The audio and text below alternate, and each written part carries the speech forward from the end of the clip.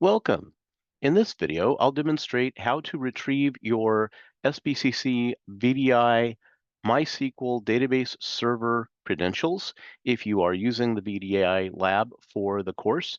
That is what we recommend. That saves you a lot of trouble in having to set up and debug your own MySQL environment and MySQL Workbench and the other tools that we're going to be using. So this is by far the easiest way to go.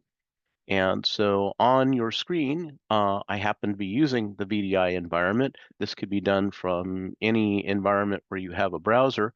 And what we're going to do is retrieve the credentials that you'll need to log into your MySQL server. And so to do that, we'll open Google Chrome.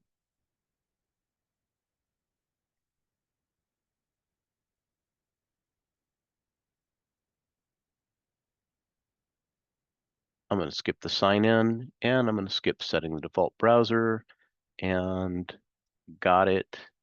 And I'll make a little more screen real estate here. And then I'm going to go ahead and log into Canvas, our course learning management system. And I can find that at canvas.sbcc.edu.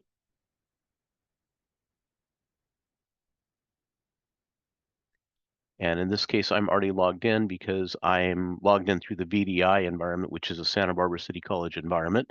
Otherwise, you would be challenged for your password and you would log in. And I'm going to go to the course, CIS-107.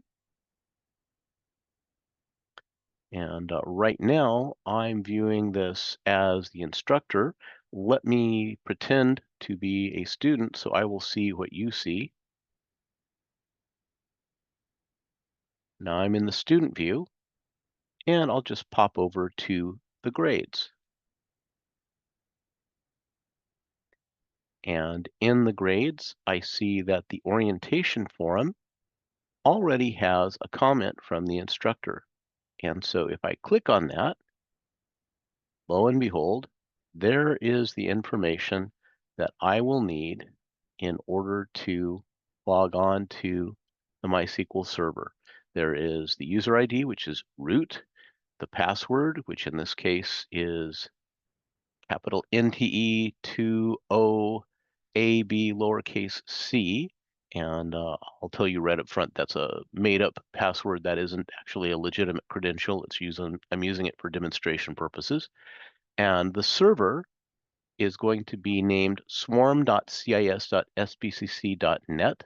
Any of these things are possible to be changed, so you should always check what message I have sent you in your particular gradebook, so that will be current for your semester and for your configuration. And the port number that I will be using for my connection is 3335. And so I'm going to go ahead and copy that and make a note of that somewhere, and then I can put it to good use. And that's all I need to know for this video.